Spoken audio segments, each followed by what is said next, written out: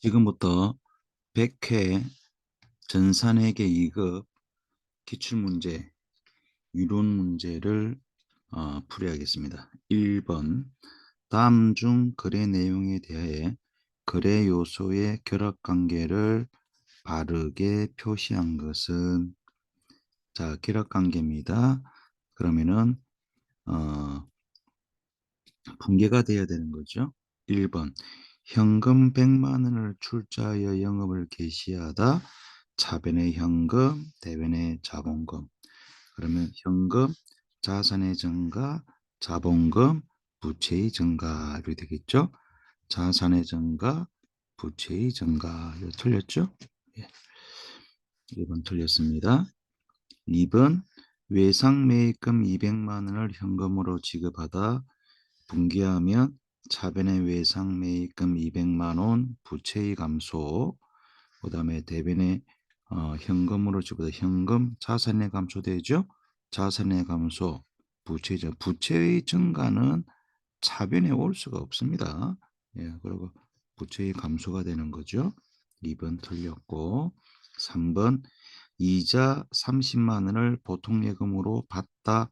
그럼 차변에 보통예금 30만 원, 이자 수익 30만 원, 자산의 증가, 수익의 발생, 자산의 증가, 수익의 발생 제대로 표시가 되어 있습니다.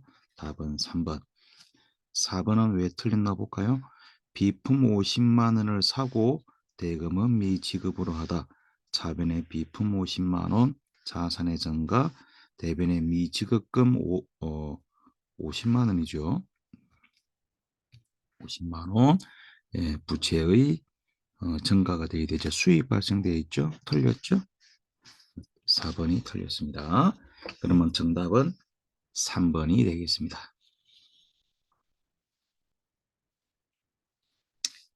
2번 문제. 일정 기간 동안의 기업의 경영 성과는 뭐죠? 손익계산서죠. 예, 손익계산서가 되겠습니다. 나타내는 재무보고서의 계정 과목은 손익계산서에는 뭐가 들어가죠? 비용과 수익, 수익과 비용이 들어가는 겁니다. 수익과 비용, 수익에는 영업수익과 영업의 수익으로 나누죠. 영업수익은 뭐다? 매출이 영업수익이고 그 외에는 전부 다 영업의 수익이 됩니다. 우리들이 알고 있는 이자 수익이나 임대료, 수수료 수익, 처분이익 이런 것들이겠죠. 그런 것들이 영업의 수익이고요. 비용은 영업비용과 영업의 비용으로 나누죠. 영업비용은 매출원가와 판관비로 나누어집니다. 자, 그럼 여기에서는 미지급 비용 얘는 부채에 해당이 됩니다. 예, 매출원가는 비용 맞죠. 매출액은 수익입니다. 미수수익은 자산이죠. 매출원가는 비용입니다. 기부금도 비용이네요. 답은 3번이고요. 4번은 왜 틀렸죠? 상품, 자산이 되죠. 그래서 답은 3번이 되겠습니다. 3번 문제, 재무상태표상 유동자산으로 분류되는 계정 과목으로 해당하지 않는 것은, 자, 자산은 크게 유동자산과 비유동자산으로 나누어지죠. 자, 유동자산과 비유동자산으로 나누어집니다.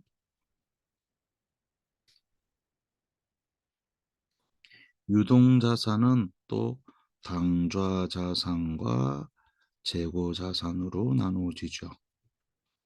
그 비유동자산은 투자자산, 유형자산,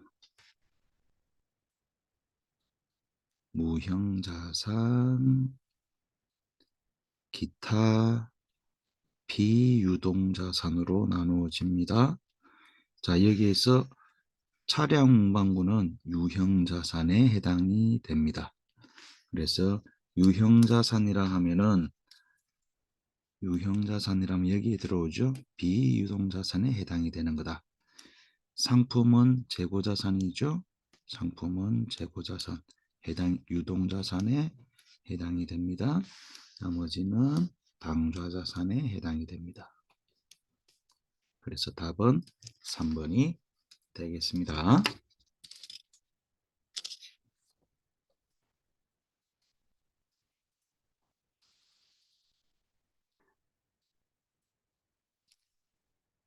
자, 4번 문제.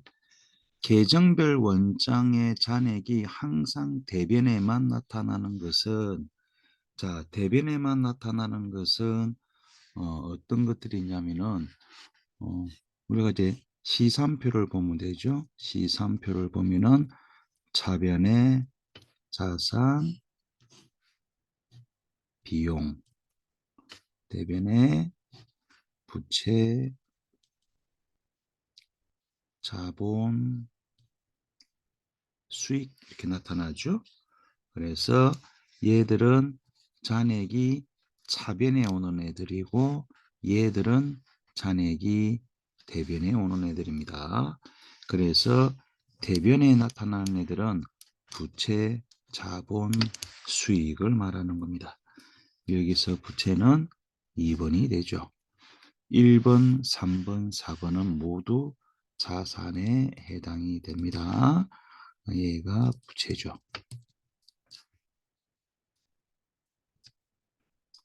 5번 문제. 손익계산서에 대한 설명으로 옳지 않은 것은 앞에서도 손익계산서가 나왔죠. 뭐 일정 기간 동안의 기업의 경영성과를 나타내는 보고서가 손익계산서입니다. 자, 그 다음에 손익계산서에 보고되는 비용은 수익을 창출하기 위해 희생되는, 비용이라는 것은 수익을 창출하기 위해 희생된 경제적 효익의 감소분을 뜻한다. 이걸 말을 다르게 바꾸면은 매출원가는 이거죠. 매출원가 비용입니다. 매출원가는 수익, 매출이죠. 그죠? 자, 매출원가는 수익을 창출하기 위해서 희생된 경제적 효익의 감소분을 뜻한다. 이렇게 하면은 이해가 빨라질 것입니다. 예, 매출하기 위해서는 매입을 해야 되죠. 예, 매출원가 안에 매입이 있죠.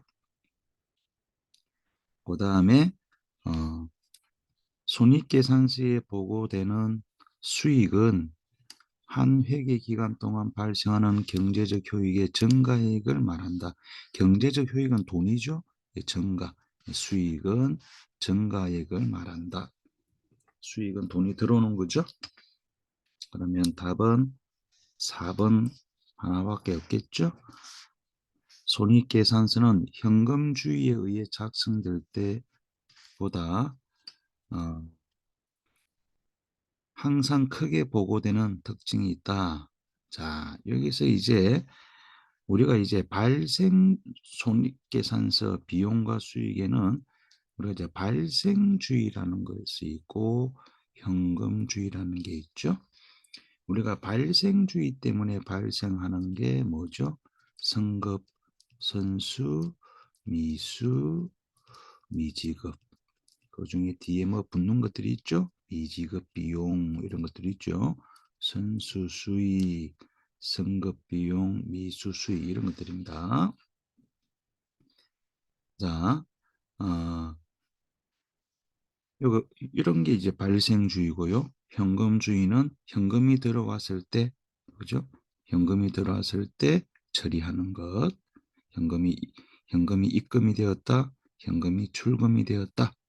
자, 그때 이제 발생했을 때 처리를 하는 방법이 현금주의고요. 발생주의는 단기분이죠. 우리가 단기 발생주의다. 그래서 만약에 받지 않았다. 그래도 단기 수익으로 잡아야 되고 너무 많이 지급했다. 그러면 빼줘야 되고 왜? 단기분만 잡아줘야 되거든. 자, 그러나 여기서 보면 현금주의 작성될 때보다 뭐 크게 보고된다. 예, 그런 것은 현금주의든 발생주의든 뭐에 따라서 그 크기는 무관하다. 무엇을 어떤 방법을 쓴다 해서 그 이익이 변화가 생기는 것은 없다. 답은 4번이 틀렸습니다. 회계 2급에서는 조금 어려운 부분에 해당이 되겠죠. 6번 문제. 손익계산서에 관련된 게 자주 나오고 있네요. 적절하지 않는 것은 자, 통신비는 전화요금, 인터넷요금 맞죠? 쭉 읽어보면 됩니다. 수도관열비는 가스, 전기, 수도 예 맞는 말이죠. 접대비는 판매 촉진을 위해서 불특정 다수인에게 선전하는 데 소요되는 비용은 광고 선전비죠. 광고 선전비는 판매 촉진을 위해서 다수인에게 선전하는 데 소요되는 비용은 광고 선전비에 해당됩니다. 틀린 것은 답은 3번이 틀렸습니다. 접대비는 뭐죠? 접대비는 역시 거래 활성화와 판매 증대 목적으로 교재비, 기밀비, 사례비 등이 있다. 자, 거기 접대비에 해당이 됩니다. 4번의 임차료는 기타 등등 이런 것들을 빌리고 지급하는 사용료다. 맞죠? 거기 임차료가 되겠습니다. 6번 답은 3번이 적절하지 않다. 7번 문제. 매출원가를 계산하면 얼마인가? 예, 회계 2급에서는 아주 자주 나오는 문제에 해당이 되겠습니다. 여기서 매출원가를 하려고 하면 공식이 여기 있죠. 기초상품 플러스 순매입액 마이너스 기말상품 재고액은 매출원가다. 자, 여기서 기초상품, 상품 전기요리 기초상품에 해당이 되는 겁니다. 35만 원. 자, 매입액이 77만 원 나와 있죠. 순매입액은 77만 원, 기말 재고액이 37만 원 이렇게 나와 있습니다. 그러면 매출원가가 바로 답이 나오네요. 그죠? 75만 원 되겠습니다. 답은 2번이 되겠네요. 그럼 얘들은 필요 없다 이 말이죠. 외상매출금이나 바드름, 그죠? 매출채권, 외상매출금, 바드름을 우리는 매출채권이다 라고 하고, 매입채무는 외상매입금과 지급원이 해당이 되는 겁니다. 그래서 매출원가 계산하는 데는 필요 없다. 자, 매출액이 120이 있죠? 그럼 여기에서 매출액이 120만 원이고 120만 원이고 매출원가가 75만 원이니까 우리가 매출 총이익을 구할 수 있는 거죠. 예. 그러나 여기에서의 답은 예가 되는 겁니다.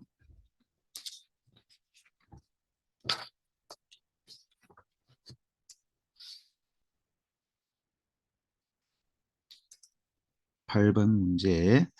자, 2021년 1월 1일에 취득한 기계장치 지도원가 2천만 원. 예, 정해법입니다. 내용연수 5년, 잔존가치는 50만 원을 1월 1일에 처분하고 처분 손실이 30만 원을 인식하였다. 자, 기계장치의 처분 금액은 얼마인가? 자, 아주 이런 문제들이 자주 출제되고 있습니다. 회계 2급에서는. 그러면은 무엇을 봐야 되느냐? 자, 요 붕괴. 자, 요 붕괴를, 이 구조를 보면 되죠. 자, 이 구조, 유형자산 붕괴는 우리가 순서가 정해지가 있죠. 1, 2, 3, 4. 1, 기기장치. 그죠? 지도원가 2천만 원이고요. 2천만 원. 2, 감가상각유계액을 구해줘야 됩니다. 무선법, 정해법이죠. 정해법은 내용연수분의 지도원가 마이너스 잔존가치. 그러니까 내용연수가 5년이었고요. 예, 기계장치 지도원가가 2천만 원에 마이너스 잔존가치는 50만 원이 되겠습니다. 자, 그러면 상가액을 구할 수가 있습니다. 계산을 하면은 1950만 원에서 나누기 5년 해버리면 390만 원 되겠네요. 감가상각 노계액이 한 번 할 때 감가상각할 때 390만 원씩 감가상각을 하게 됩니다. 왜? 정액법이죠. 똑같은 금액법이 되는 겁니다. 자, 2021년 1월 1일 취득했으니까 그죠? 상각을 몇 번 했는가 봐야 되죠. 21년 1월 1일 취득을 했으니까 그러면 분명히 2021년 12월 31일 상각을 했겠죠? 현재가 언제죠? 22년 1월 1일입니다. 그러면 22년 1월 1일 그 다음 날이죠. 요때 처분하니까 상각은 몇 번 했다? 한 번밖에 안 했네. 그러면 감가상각액은 390만 원 되겠습니다. 그죠? 자, 기계 처분하고 감가상각 누계액 정리하고 자, 처분 손실이 30만 원이라고 합니다. 그러면 얼마에 처분했는가를 계산할 수 있죠. 얼마에 처분했는가를 계산할 수 있습니다. 그러면은 2천만 원에서 빼기 420만 원 해버리면은 1580만 원 되겠네요. 1580만 원에 처분했을 것이다. 답은 2번이 되겠습니다. 자, 배웠던 붕괴를 활용하는 게 훨씬 빠릅니다. 여기에서 이 구조에서 상가액을 구해서 넣어주면 되죠. 예, 회계 2급에서 이런 스타일이 요즘 자주 출제되고 있습니다. 9번 문제. 다음의 자료에서 설명하는 기억 니은 뒤끝에 들어가는 계정 과목과 바르게 연결된 것은 자, 바르게 판매용 건물은 무엇이고 자, 여기서 자산에 대해서 공부를 해야 되죠. 자, 자산은 크게 유동자산과 비유동자산으로 나눈다. 조금 전에 이런 문제 또 있었죠. 유동은 당좌와 재고로 나눠지고 비유동은 투자 유형, 무형, 기타 비유동으로 나눈다. 이렇게 나눈다. 여기서 재고자산은 목적이 뭐다? 목적이 판매다. 자, 시험에서 판매다. 무조건 재고자산이다. 됐죠? 무조건 재고자산입니다. 판매. 투자자산은 목적이 투자다.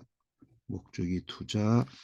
유형과 무형은 사용할 목적이다. 영업용이다. 업무용이다. 하고 얘기를 하는 겁니다. 그러면 여기서 판매용 건물, 판매 목적으로 건물을 가지고 있다. 이것은 뭐야? 재고자산이죠. 재고자산입니다. 상품이라는 거죠. 건물 아니죠? 투자부동산 아닙니다. 상품입니다. 두 번째, 본사 건물을 사용할 목적 건물은 건물로 잡아야 되죠. 건물로 잡아야 됩니다. 투자부동산 아니죠? 건물로 잡아야 됩니다. 그 다음에 투자 목적이다. 투자 목적 그때 투자 부동산 되겠습니다. 예, 그래서 목적이 뭐냐? 목적이 똑같은 건물이라도 목적이 판매 목적이냐? 상품. 사용할 목적이냐? 건물. 투자 목적이냐? 투자 부동산으로 잡아줘야 된다. 답은 2번이 되겠습니다. 10번 문제. 그 성격이 다른 계정 과목은 무엇인가? 자, 우리 요 비용 있죠? 비용은 영업비용과 영업외 비용으로 나눕니다. 영업비용은 매출원가와 판매비와 관리비로 나누죠. 그래서 시험에서 요 판매비와 관리비와 영업외 비용을 구분하는 것들이 시험에 자주 출제가 되고 있습니다. 자, 판매비와 관리비는 외모상 비료, 세금과 공과로 이렇게 많이 끝나는데 이런 식으로 생기는데 조심해야 될 것은 개발비입니다. 개발비는 빗자로 끝나지만 무형자산에 해당이 된다는 거 조심하고요. 그다음에 영업의 비용은 각종 손실 비용 기부금으로 이렇게 끝납니다. 자, 그럼 여기서 볼까요? 이자 비용, 이자 비용, 영업의 비용이죠. 외환 차손도 영업의 비용입니다. 여기서 같은 빈대, 답은 감가상각비가 됩니다. 자, 대손상각비에서 그냥 대손상각비 이래 버리면은 판매비와 관리비가 됩니다. 대손상각비 얘는 판관비입니다. 그런데 기타가 붙어 있죠. 기타의 대손상각비 얘는 영업 외 비용이 됩니다. 왜냐하면은 얘는 뭐에 대한 대손이다? 자, 매출 채권, 외상 매출금과 받으름이죠. 영업 활동이죠. 영업 활동에 관련된 채권의 대손이 발생했을 때 그때는 우리가 판매비와 관리비, 대손상각비를 잡고요. 기타 등등이라 되어 있죠. 기타 등등은 기타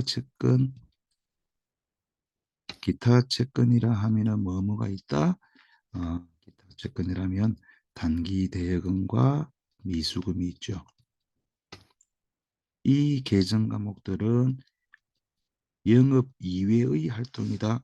얘들은 기타 등등 채권에 대한 대손이 발생하면 기타의 대손상각비, 영업 이외의 활동에서 발생한 채권들이 대손이 발생했을 때는 영업의 비용인 기타의 대손상각비를 잡아준다. 알아둬야 되는 거죠.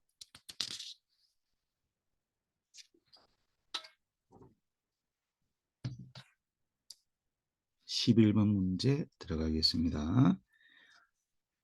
아래 자료에서 설명하고 있는 성격의 자산으로 분류할 수 없는 것은 자산으로 분류할 수 없는 건 볼까요? 1년간 장기간 사용한다. 그럼 뭐다? 비유동자산이다. 비유동자산 쪽이 되는 겁니다. 물리적 형태가 있다. 그럼 뭐죠? 유형자산에 해당이 된다라는 뜻이 되겠습니다. 예, 어쩌고 저쩌고 사용할 목적이죠. 업무용, 영업용이다. 자, 여기서 보면은 1번에 조금 전에 했던 문제죠. 자, 화장품을 판매하는 회사의 영업장 건물, 영업장 사용할 목적이죠. 이거는 건물입니다. 유형자산에 해당이 되는 겁니다. 그 다음에 가구를 판매하는 회사가 사용하고 있는 운반용 차량 운반구, 이건 차량 운반구 잡아야 되죠. 차량 운반구 역시 유형자산에 해당이 되고요. 어쩌고 저쩌고 보양은요. 영업용 토지, 그죠? 영업용 토지, 영업용 사용할 목적, 그죠? 토지 역시 뭐다? 유형자산에 해당이 되죠. 자, 2번은 뭐죠? 판매용이라 되어 있죠. 판매용은 뭐다? 재고자산에 해당이 됩니다. 재고자산, 상품에 해당이 되는 거죠. 그래서 답은 2번이 되겠습니다. 요 앞에 말들은 헷갈리라고 내란 말이죠. 그죠? 앞에 말들은 헷갈리라고 내란 말입니다. 12번 문제. 다음 중 유형자산을 처분하고 대금을 미회수했을 때 처분하고 미회수하면 어떻게 되죠? 예를 들어서 비품, 건물, 토지를 처분하고 미회수되면 뭐죠? 미수금이죠. 예. 답은 3번이 되겁니다. 1번 아닙니다. 예. 매출 채권은 뭐죠? 상품일 때죠. 그죠? 상품일 땐 매출 채권, 외상 매출금이 되는 겁니다. 13번 문제. 역시 이런 스타일이 잘 나오고 있습니다. 회계 2급에서는 조금 어렵다라고 볼 수도 있습니다. 13번에 외상 매입금을 조기 지급함에 따라 매입 할인이 발생하죠. 자, 이 매입 할인을 영업의 수익으로 회계 처리했을 경우, 그죠? 손익계산서에 미치는 영향, 옳지 않은 것은 아주 복잡한 문제가 되겠습니다. 자, 그러면 매입할인이 발생하면은 매입할인은 뭐냐면은 매입의 차감 항목이 됩니다. 그러니까 우리가 총 매입액에서 매입의 차감 항목이 환출 있죠. 환출, 매입 애누리, 그리고 매입 할인. 이런 요 세 가지는 매입의 차감 항목이다. 그러면 순매입액이 나오는 겁니다.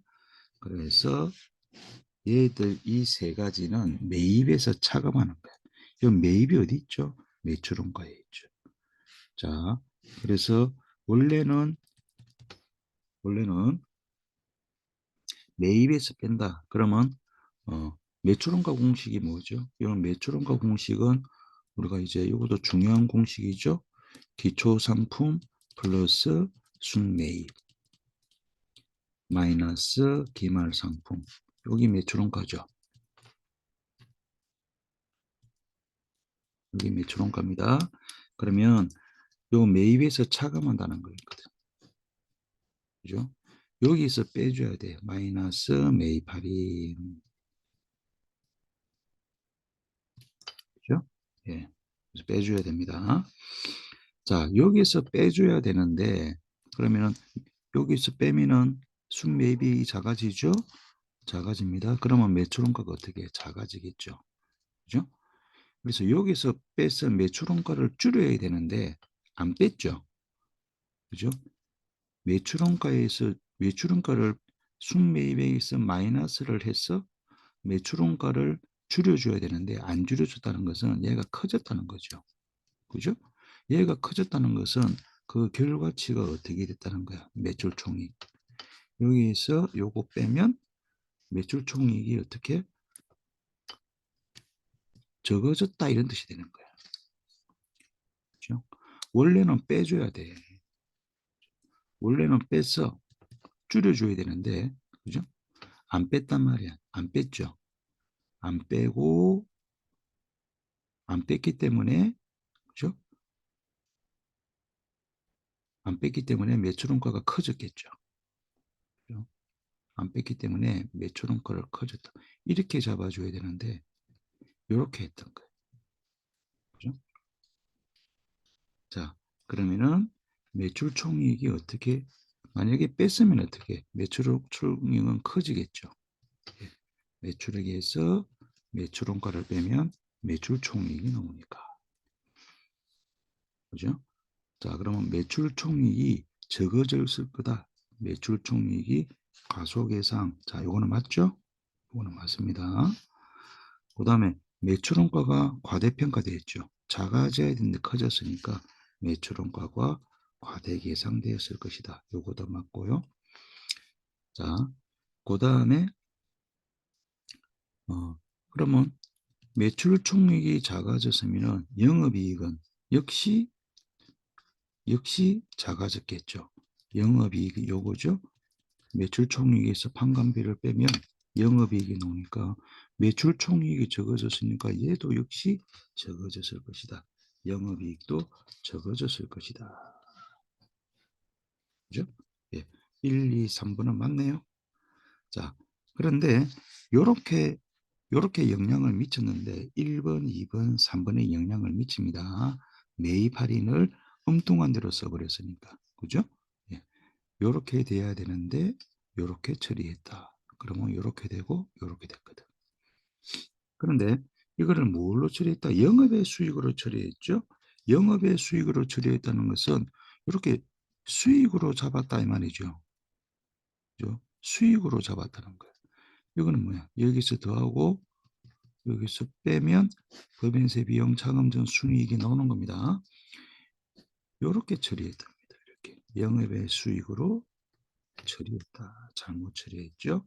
그럼 뭐야? 이익이 과대평가됐겠네. 그죠? 이익이 과대평가되고. 그건 수익이 아니죠. 수익이 아닙니다. 수익이 아니고 수익 잡았으니까 이익을 과대평가.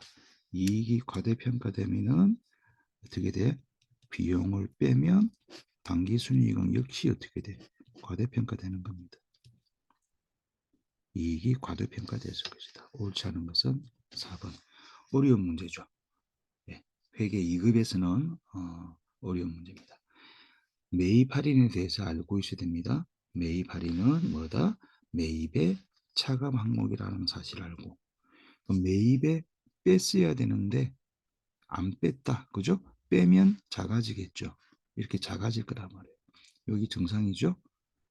그런데 안 뺐다. 그럼 커졌겠지. 그죠? 매출원가가 커지면 이익은 적게 평가됐겠죠. 그죠? 그게 1번하고 2번입니다. 그럼 결국은 영업이익도 적게 평가되는 거예요. 3번이 되죠. 그런데 영업의 수익으로 처리했답니다. 수익 처리했답니다. 수익 처리했으면 이익이 커질 거거든요. 그죠? 얘가 커질 겁니다. 얘가 커지면 어떻게 돼? 이익도 커지는 거지. 과소계산이라는 것은 틀린 말이 되겠습니다. 천천히 한번 다시 한번 더 영상을 한번 돌려서 보세요. 그 다음에 14번 문제. 이 분계네요. 예, 차변에 소모품비 100만원, 예, 대변에 예, 미지급금 현금 분계입니다. 자, 요때 정기한 것으로 적절한 것은 자, 소모품비는 없네요. 그죠? 예, 만약에 있으면 어떻게 해야 돼? 이렇게 해야 되죠. 만약에 있으면 소모품비 차변에 있죠? 차변에 상대방 2개 있죠? 제좌 금액은 100만원. 제자는 중요한 말이 아닙니다. 지금은 이렇게 있어야 되죠. 그 다음 미지급금이 대변에 있죠. 미지급금 대변에 상대방 이름 뭐 소모품비 틀렸죠. 예. 소모품비 50만원. 예, 요거 맞죠. 답 4번이네요. 적절한 것이라 했으니까. 그죠? 그 다음에 현금 대변이죠. 현금이 대변에 있잖아. 대변에 들어가야 되죠. 예. 대변에 상대방 소모품비 50. 이건 틀렸죠? 예. 답은 4번이 되겠습니다. 마지막 15번 문제. 이것도 역시 잘 나오는 문제입니다. 기초 자본과 기말 자본, 기말 부채는 각각 얼마인가? 여기서는 요 공식이 이제 나와야 됩니다. 자, 볼까요? 기초 자산이 50만 원이죠. 기초 자산이 50만 원, 기말 자산이 80만 원이고요. 기말 자산이 80만 원. 기초 부채가 30만 원. 여기죠. 기초 부채가 30만 원. 총 수익이 100만 원. 총 수익이 100만 원. 총 비용이 80만 원 되겠습니다. 그럼 이제 하나씩 되는 것부터 하나씩 골라 계산을 해내면 되죠. 얘 구할 수 있죠. 기초자본 얼마? 20만 원. 기초자본은 20만 원이네요. 틀렸죠? 답은 1번 아니면 3번입니다. 그럼 기초자본 20만 원 구했으니까 여기에 넣어주고, 자, 그런데 요거는 못 구하죠. 기말 자본을 구해야 되는데 얘를 못 구합니다. 얘가 있어야 되는데, 그죠? 얘를 못 구하죠. 얘가 기말 부채인데 오타네요. 예, 얘는 못 구합니다. 그러면 여기서 얘를 구할 수 있죠. 당기순이익을 구할 수 있습니다. 얼마죠? 20만 원. 당기순이익이 20만 원이면 여기다가 올려주면 되죠. 똑같으니까 여기에 당기순이익을 20만 원 넣어주면 자, 말자가 나오죠. 기말자본 얼마? 40만 원이 되겠습니다. 그렇죠? 그래서 우리가 말자 빼기 초자는 당기순이익이다 외워두세요. 자, 말자가 40만 원 나왔죠. 말자가 40만 원. 말자가 40만 원이니까 답 3번이네요. 20만 원, 40만 원. 그럼 기말부채 얼마 나온다? 40만 원 맞죠? 기말부채 40만 원 되겠습니다.